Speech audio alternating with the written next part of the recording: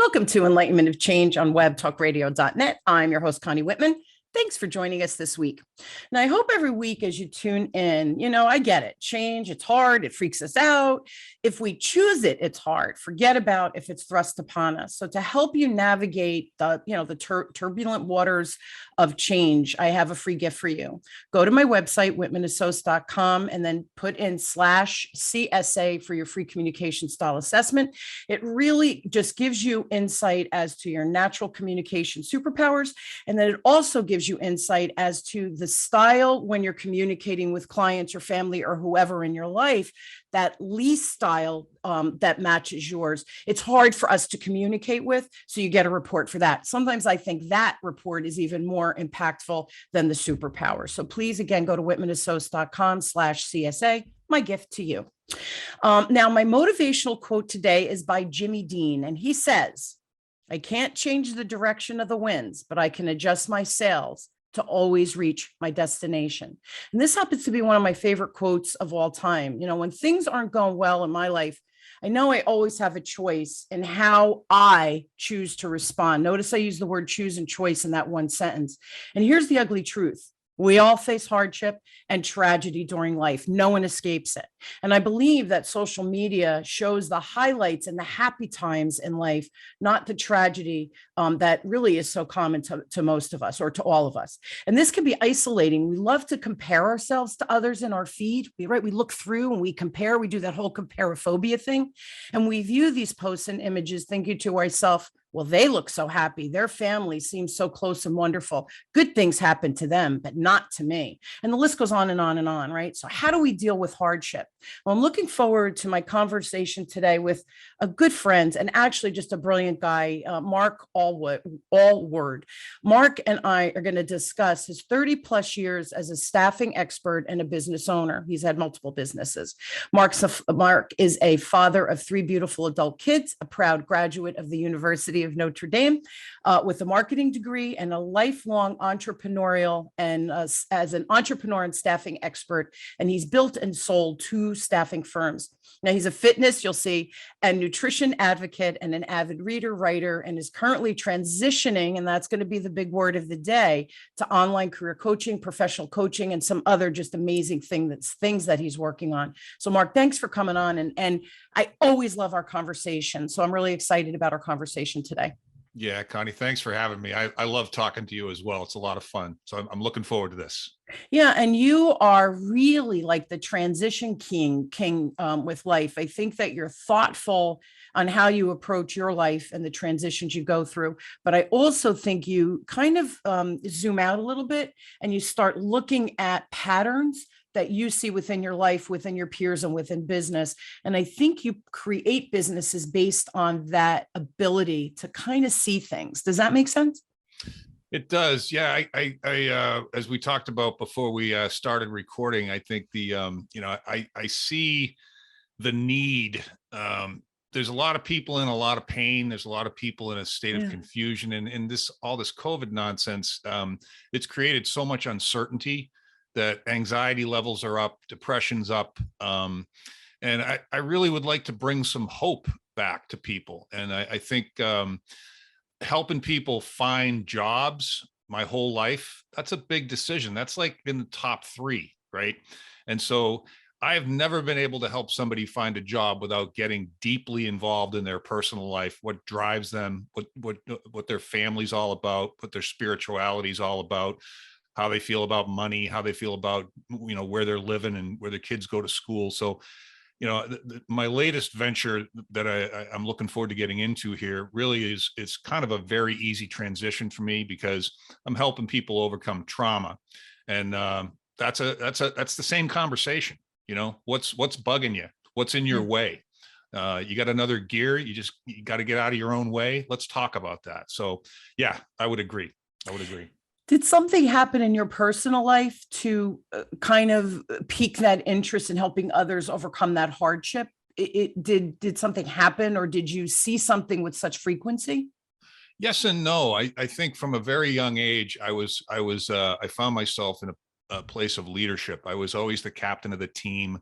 I was always speaking up. I was always, reaching out and trying to help people. So I think that I can attribute that to my father. He kind of handed that to me.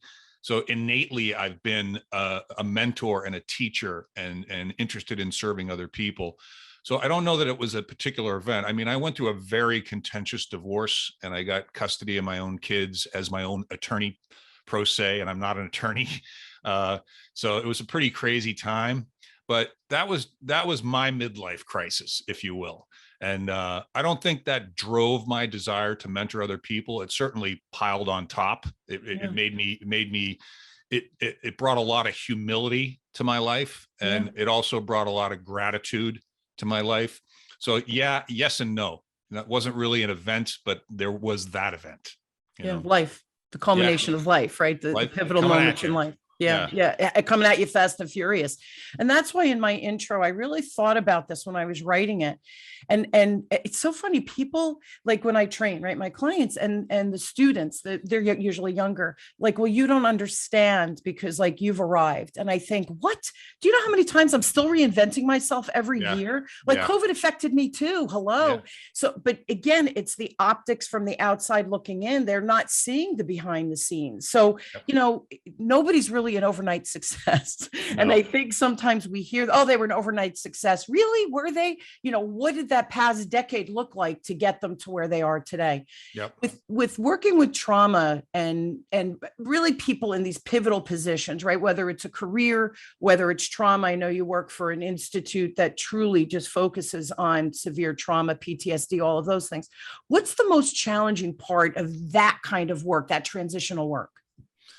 It's when you care about other people and you listen to their stories. When I was going through my divorce and, feeling sorry for myself for a little bit of time, it's like I used to tell people, I don't want the trophy for the most hardship. I don't want to win the trophy for the worst divorce. I don't want that, but all you got to do is look to your left or your right, pick up a newspaper, turn on the TV, and you're going to see people with tremendously more difficult circumstances than yourself. And so, I think that the Institute, it's very difficult to talk to people that are having a very difficult time and not get sucked into that emotion. And it's, I welcome it on one hand, and it's draining on the other hand. It's like, I just want to reach out and hug them and say, how else can I help you? How can I ease your pain?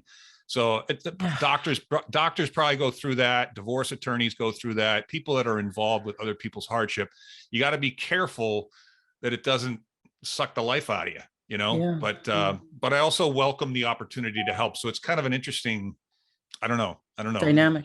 Yeah, it's interesting. Yeah. What's the easiest part? So that's I totally get that, right? Because an energy drain is an energy drain, and then your life kind of, it's left flat, right? That you're not able to reiterate whatever it is that you need to reiterate in your life. So what's the easiest part? When they say things like, you saved my life, or I can't imagine what things would be like if I didn't meet you, and so that immediate feedback, and it starts when you start to give whatever it is you're giving, and you start to see them go, oh, like a lot of what I do is give people permission to be okay, because people are like, oh, I'm destined to be a failure. I'm destined to be, sick, or I'm destined to be depressed or anxious the rest of my life. There's no option. I've tried everything else. People that come to me at the Inspired Performance Institute, almost every one of them says, I've tried everything else.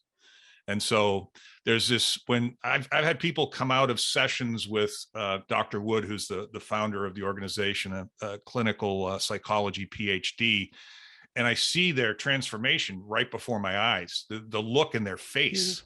I see their family members that are waiting in the lobby, look at them and go, I can tell they're looking at a person they haven't seen in years. It's wonderful. It's wonderful. Draining and wonderful.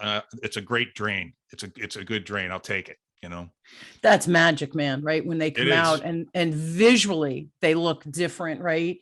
And it's funny, when someone is ill, you could see it on their face, right? If Yep. they're in pain, you could see it on their face.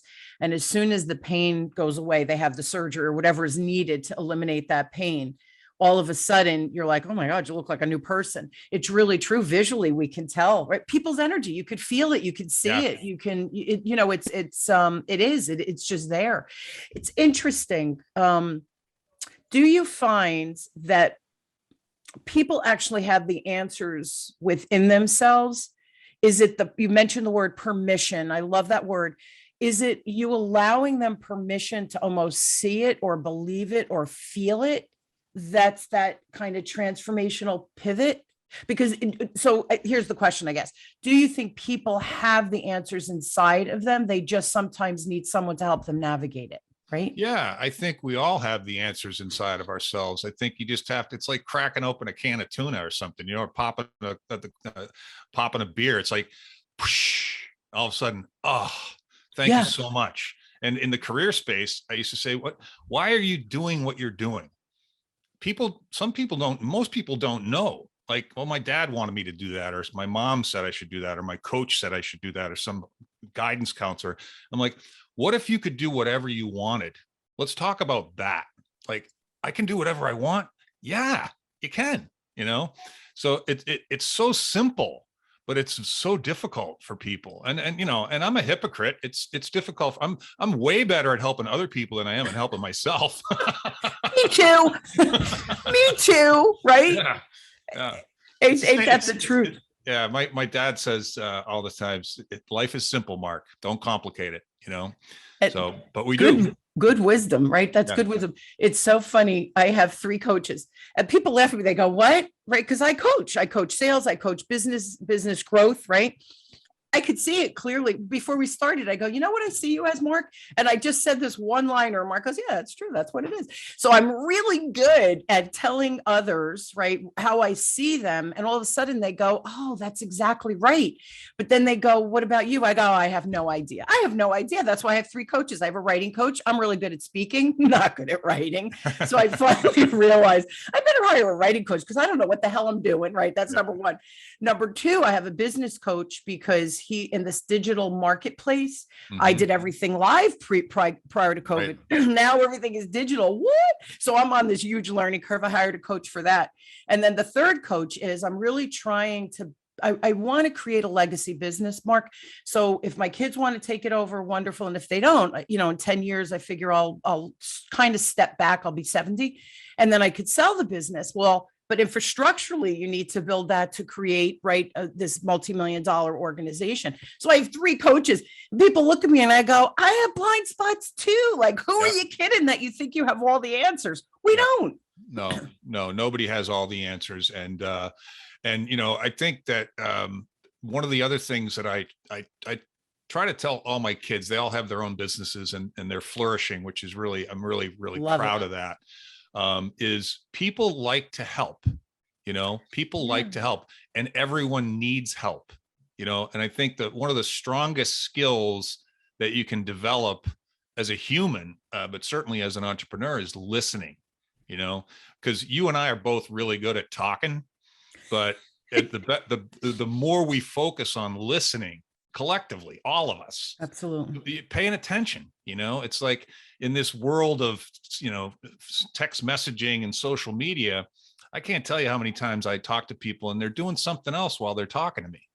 I'm like, put your phone down and pay attention, So anyway, not to get off on a tangent. No, but you're right. And listening, that's where the magic happens, right? And it's funny because I always have a pad. So before I get on, my husband for my birthday just got me the remarkable technology. People, I have to figure out how to use it, but it'll eliminate me having all of these different binders I have for different topics, different coaches, right? So I could keep everything organized. Yep. And so immediately when I'm on Zoom, because I know people are so distracted, I say, listen, I'm taking notes. Please don't think I'm checking my phone. So as I look away, because I want to be respectful and I don't want Yeah. people to think, is she checking her phone? Or is she not listening to me? Yeah. And they Yeah. giggle and they go, I have a binder too, or I'm taking notes too. Yeah. But it's that level of respect I don't ever want, because we are distracted. We're a distracted society. So those little Yep. things really do add up to make a difference of a connection, right? Human to human.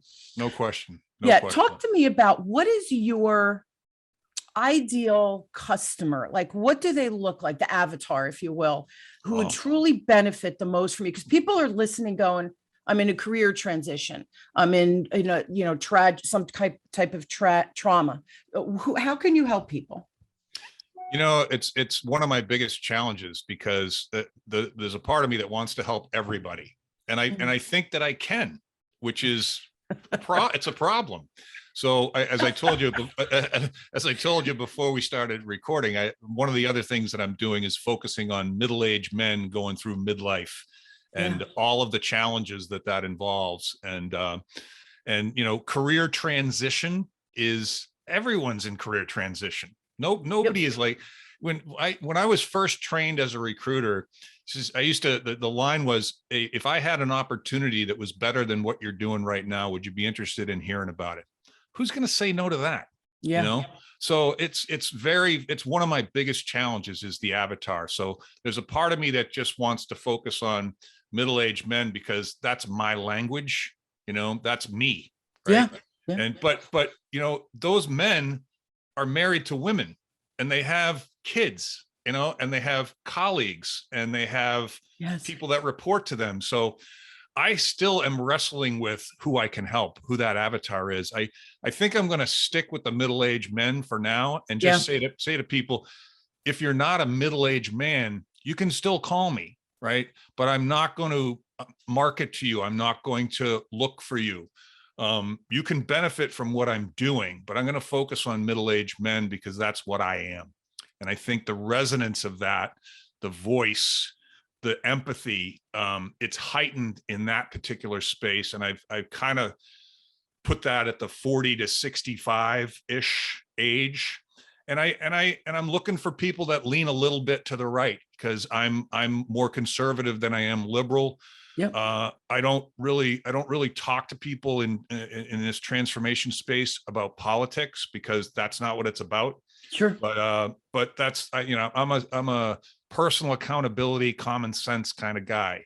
And so I'm leaning in that direction. But it's a great question. That's the answer I can give you, but I don't really know what the answer is to that question, See, and Mark, it's the same thing I just said. Like, honestly, I think that is your zone of genius, because you can help everybody, right? Anybody's going through trauma, you can talk to that, right? Just because of your career, your own experiences. But I don't think there's enough, and maybe as a woman, maybe because things are finding me because I'm a woman, right? But I just feel like the guys don't have the resources that women have today. And I don't know. Am I wrong about that?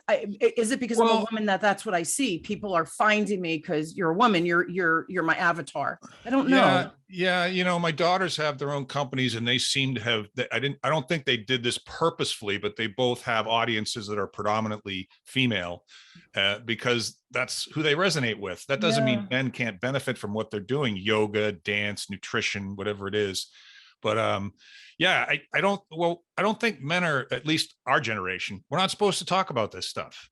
Suck it up, rub some dirt on it, And I think that the younger generation of men now, there's a softness to them that I don't think that's a good thing either. But so where's the balance between emoting and not being a wimp, and taking care of yourself and being a protector and a real guy, or is that toxically masculine? Or, it's like, let's just talk about it. So no, I don't think the resources are out there. And I think men are more intimidated by emotion and by talking about personal stuff. So I'm like, let's crack it open. Let's talk about it. Feelings are feelings. They're not good or bad, right or wrong. They just are. But you have to acknowledge that they're there, right? And that you can control them to some extent, right? We're emotional beings, but as soon as you can land a little bit of logic on it, I think then it tempers the emotion down because you're laying that logic on it, right? I have a friend here in Philly, and it's called Quick Hits. It's 10 minutes. She does it twice a week. And she did it, it's funny, out of desperation during COVID because it was so isolating. And she thought, oh my God, I need to talk to people who have a brain, right? Yeah. So we have the resources. So she started these quick 10 minutes, right, out of your day. And the topic was, what do you do when like something bad happens, right? How do you handle that? And she sent the topic in advance. And I thought, thank God she did, because I got to think about this, right? Yeah. And it was funny because I said to her, bad crap happens to everybody, right? So I allow myself literally 15 minutes to scream, yell, cry, whatever it is that I want to do to let that emotion out. And then I think, okay, now breathe, right? Take a deep breath.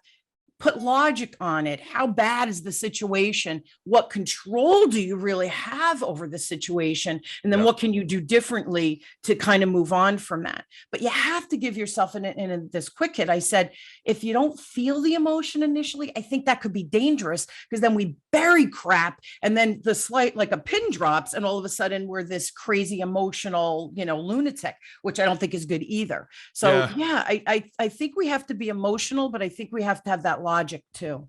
Yeah, I bring my dad into all my conversations, and I feel grateful for that. He was a fighter pilot and an airline pilot, and one of the things he taught me when I was very young is he said, "What do you do when an engine catches on fire?" And his answer was, "Nothing. You pause, because if you react out of emotion, unobjectively, you're going to make the wrong decision, and the plane's going to go down." So the first thing you do when something bad happens is you pause. It's like when you get pissed off at somebody and you start writing an email back to them, and you're like, wait a second, don't hit send. Just put it in your drafts, sleep on it, and get up the next morning and look at it.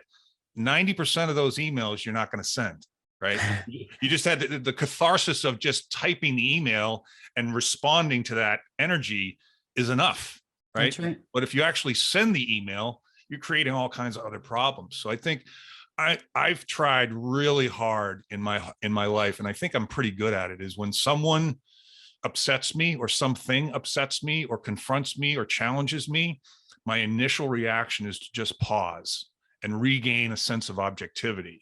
That doesn't mean you're not experiencing the emotion. Yeah. You're just taking care of it before you emote back. I think that's a really, really, really, I give everybody that advice. It's good stuff. It is. And I do think it's important. If people who know me, my husband, we're going to be married 30 years in January of 2022. For God people bless you. listening, for people listening in the future, I could be married 31 years now. We're having our 30th anniversary. And it was funny, early on in our marriage, I am very verbal and I fire fast, and my husband's the opposite. So he would sit there and try to absorb everything I'm throwing at him.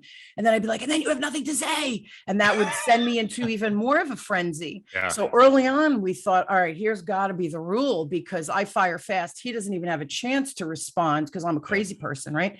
24-hour rule. So we put in the 24-hour rule. And so it calmed me down, which was important. But for him, he was able to write out what he wanted to say to me logically. And then he went first. So 24 hours later, because I knew what I wanted to spew right out of my mouth.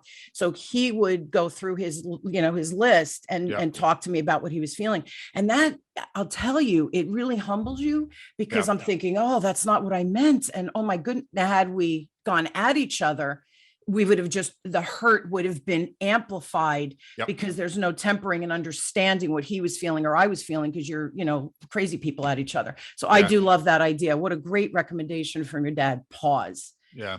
The plane's going down. Pause. Love it. Yeah. Question. I know we don't want to jump into politics, but how has the pandemic and the political climate, how has it affected your work and life? And maybe have you changed, or has it changed how you help people? Like, how has that affected you? Well, it's heightened my awareness of how many people are anxious, how many people are struggling. So I think it's made me a little more empathetic, but I think I was pretty empathetic beforehand. I focus on gratitude. My default position is gratitude, because when I'm grateful, none of the negative stuff can get in.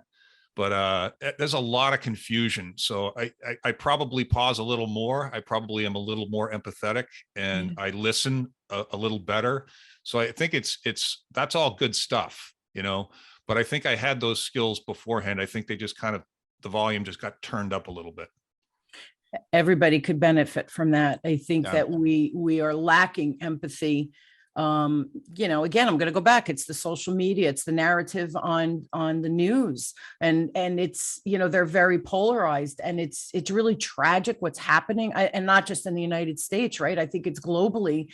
The pandemic has created a narrative, depending on where you live, and you get sucked into it, just like Facebook. You look at the Facebook feed, right, and everybody looks so happy. And I remember, it's a really funny story. So when my kids were little, of course, I did the stupid picture. It's not stupid, but the photo every year to send out to 125 people of my closest friends. I mean, it's all just ridiculous. And they'd have their Santa hats on, and it would take like 3 hours to get that shot, because who wasn't looking, and they'd hit each other. And because I have 2 boys, right? Oh, it was so much fun for me. So finally, when they're probably about 14, I said to my husband, I'm done. I don't have the time. I don't have the patience, the amount of money this cost. What am I doing? Anybody I know knows what they look like. I do not need to send this Christmas anymore. And so then I would get my friends sending it, and I would text them, I hate you. Your kids are so good. My kids suck, right? And they'd say, it took 5 hours for me to get that shot. And I said to my husband, but we have to get that ideal, right, for the optics of, look at this happy family. And we all were going through the same crap behind the scenes. So see, I just opted out. I thought, I don't need this aggravation. It's just such a pointless endeavor. And so I stopped, and people would say, oh, we didn't get the boys' pictures, and you're never getting it again.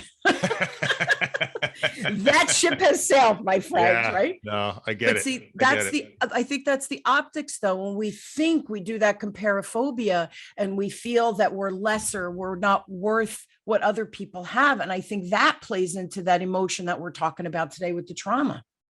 It does. Yeah. The Institute, the premise of the Inspired Performance Institute, Dr. Wood's premise is there's nothing wrong with you, right? And so you are a result of your experiences and circumstances. And 95%, and I believe this is a scientific fact, 95% of what we do, say, and think, we do subconsciously. Yes. So, from breathing to moving to brushing your teeth to, we're just not even thinking about what we're doing. So what's driving that behavior? Well, whatever our past, how we think about money, what our parents taught us. If we got beat up when we were a little kid, or someone was sexually abused, or went to war, or very, very serious stuff, sometimes very, very mundane stuff. It's all trauma. And if it's not resolved, then our subconscious is telling us to do things that we're not even aware of, that are not necessarily in our best interest. It affects our sleep. It affects our confidence. It affects the way we treat other people. It affects our productivity or our focus. You name it. Any behavior, if you're getting in your own way until you teach your subconscious mind, that happened in the past. That's not happening right now. It's not a threat to you anymore. It's just stuff. It's like a newspaper article from 1975. It's not bright. It's not vivid. It's not threatening. It's just stuff that happened in the past. And the program basically brings people through a process whereby Dr. Wood, either in a pre-recorded program or a live session, depending on your choice, different price points and such, puts you in an alpha state, a meditative state, and starts to train your brain to teach your brain just that this is just stuff. And I've seen I had a soldier come in, an Air Force officer, wonderful guy, really nice guy. His wife came with him, and his 10-year-old daughter came with him, and he went to the live session with Dr. Wood. This guy had been cutting himself in his sleep, waking up with a gun in his hand, looking for bad guys. He wasn't sleeping in the same bed with his wife because he was afraid he would hurt her inadvertently. He was a mess, but a wonderfully nice guy on the outside. He was just in turmoil on the inside. He sat with Dr. Wood for 4 hours, and I met his wife and daughter before the session, and all I saw in their eyes was, "Oh my God, Mark, I hope this works." They were just so so hopeful, but skeptical as well, because they quote unquote tried everything else. Sure. And I walked out of the office after the session with this guy, and I turned the corner, and his wife and daughter were down the hall, and I looked at them, and they were looking at a guy they'd never seen before. And his daughter just ran down the court and jumped in his arms. And I was tearing up, and I've kept in touch with him now. It's been about 4 months. He hasn't had one nightmare since the session. And everyone in his family and his neighbors and his colleagues are saying, what happened? Brad, what happened? And so when you asked me earlier, what's the best part about it?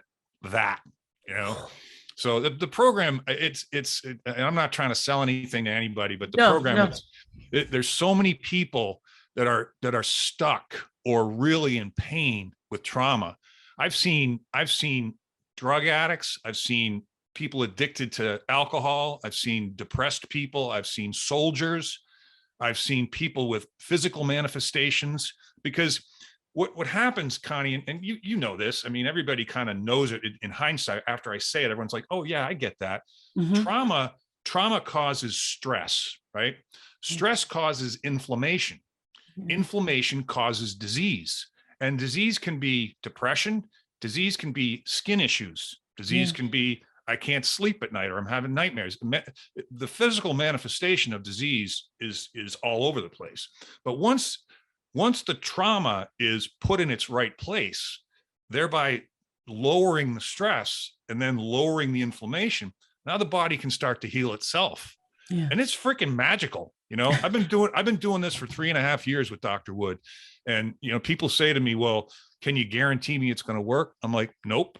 I bet that would be irresponsible of me to say, I promise it's going to work, because feeling better, that looks different for everybody. Right. Yeah. But I can tell you, I have seen almost no situations where it didn't help in some capacity. Yeah. So, and then I let people make their own decisions. But anyway, I didn't mean to go off in too much detail there, but it's a lot of fun. It's a lot of fun.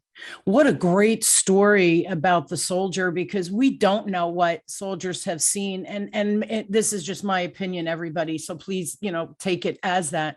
I just don't feel we do enough when they come back on the mental capacity, right? Like they have the physical and whatever, the VA hospitals and all of that stuff. Not that I know enough about that, but I just feel like mentally we're not capable, right? Because we all have our own mental crap that we're dealing with, and depression, whatever you want to say, because everybody used to think schizophrenia was mental health. Now depression or bipolar and ADHD, they're all considered a mental health, right? We have to find ways to help people who are troubled with that kind of stuff. Soldiers, man, they can't come back and tell their loved ones what they saw, because who wants to share that, right? Especially when they're taking lives. Yeah, and you can't. I mean, can you imagine either killing someone or watching someone die? No. I mean, you can't replicate that experience, and I think that they used to call it shell shock back in World War II, and I think we're attending to mental illness better now. Agree. But I think we have a long way to go, and I think we have to stop throwing pills at people. Agree. We've spent most of our time treating symptoms and not treating the problem. Yeah. And I think this goes from school shootings to PTSD in soldiers. Mental illness is a thing, and you can't just temper it with drugs. It's gonna rear its ugly head until you get to the problem. And I think the problem that I've discovered here with Dr. Wood's help over the years is it's trauma. It's an unresolved trauma that just continues to loop. It makes us scared to go in public. It makes us scared to speak in public. It makes us scared to get on elevators or on escalators. And sometimes it cripples us, right? Yeah. And people get suicidal, so I think the COVID thing, the pandemic thing, the political stuff, the division, it's all just creating more of this. And that's why the work that I'm doing is even more important than it once was, It really is. It really is, Mark. And I just love talking to you, because I think that we need more people like you who are committed this is your calling. I mean, it's funny because it's not a job for you. This is your calling, and you've been doing it your whole life. I think now, maybe because you've met Dr. Wood, in these past 3 years, and being a middle-aged man and seeing the trauma, because there is an element of trauma in that, right? There's hormonal imbalances that are going on, things that we don't like. You're like, what's going on? Why am I thinking that? Why am I feeling this? Why am I responding so emotionally? Whatever it is, Yep. The body's going through changes as we age. So I just think that as you age, and I'm going to say gain more wisdom, right? Mhm. You're really like a fine wine, my friend. You age to perfection. Maybe a block of cheese. Years. The stinkier, the better, right? But I think that this truly has always been your calling. And I think now, because of the digital framework and everything, I think you're amplifying your message, which is just a beautiful thing, because we need more people like you. It's about amplifying, right? Getting to more people. Thank you. To your point earlier, one of my biggest challenges to same as you is, I did all this stuff face to face, or on the phone, and getting to the building of trust and the building of credibility with people is more difficult for me online, because that's less of who I am, So to your point with your coach, I'm trying to just figure out how to do exactly what we're doing right now. Yes. Online, right? And yes. I know that we're online right now, but we're actually two humans talking to one another, and how to do that with copywriting and email and posts. It's a transition that's been challenging for me, because I'm best in front of other people. Me too. Yeah, you and I swear to God, we live parallel lives, you as a man, me as a female.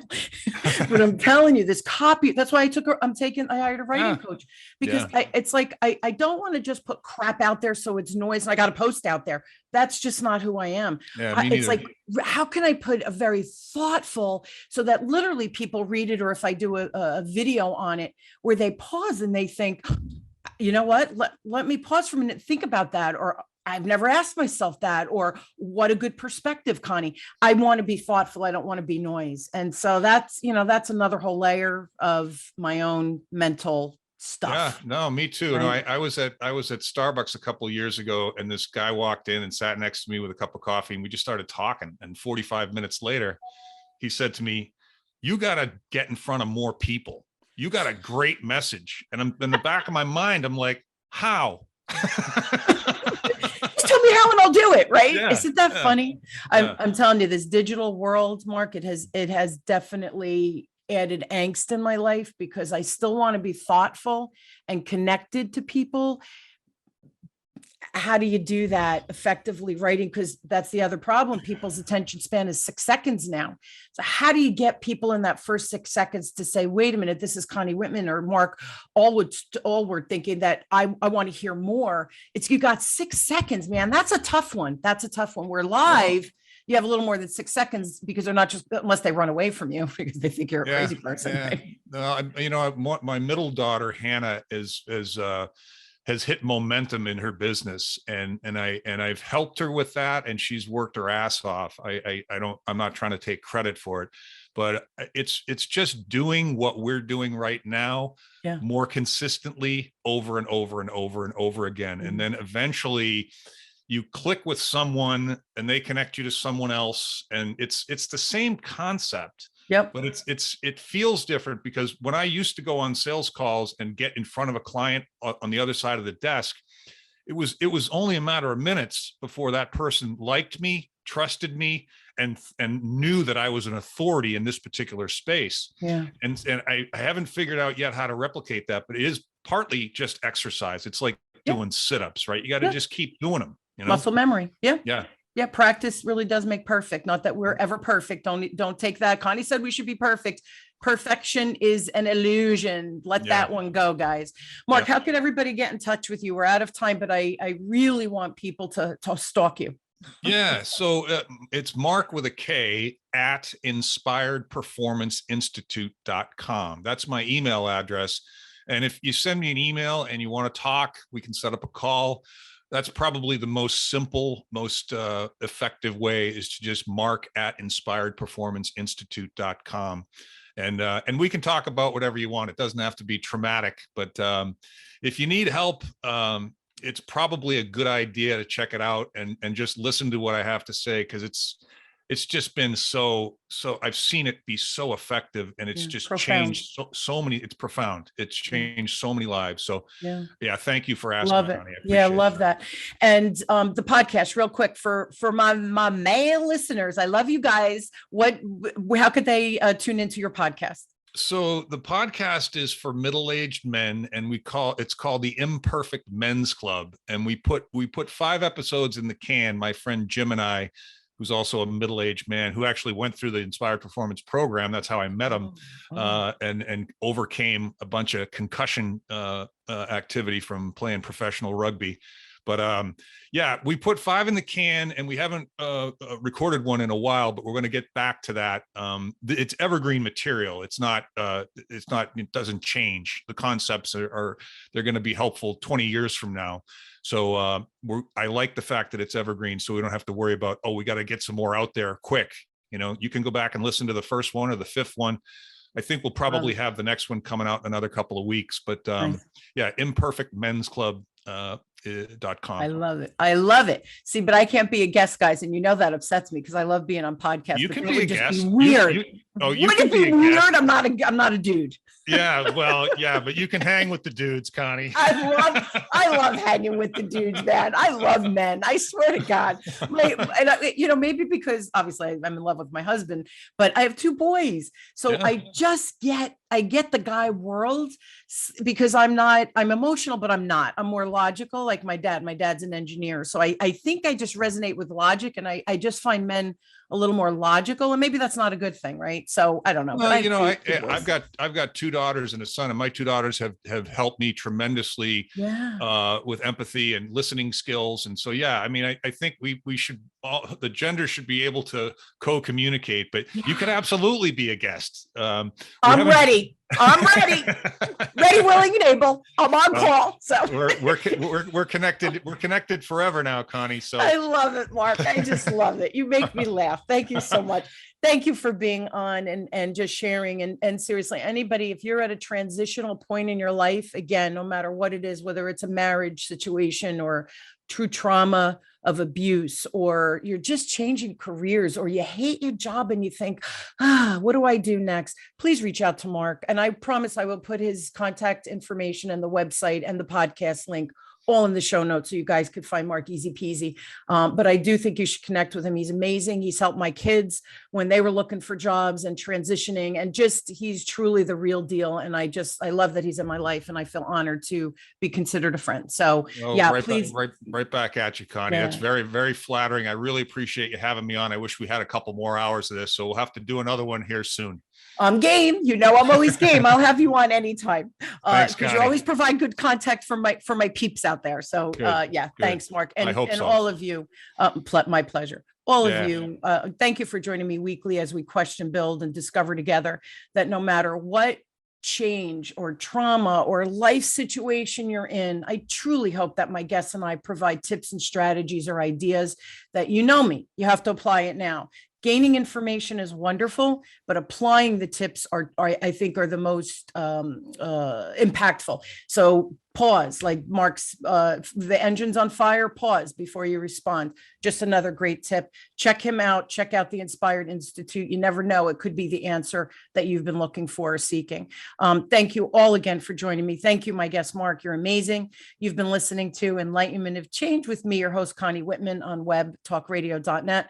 I truly wish you all an inspired week, and just do something differently to move your needle of change in a positive direction. Thanks, everybody, and we'll see you next week. Have a great one.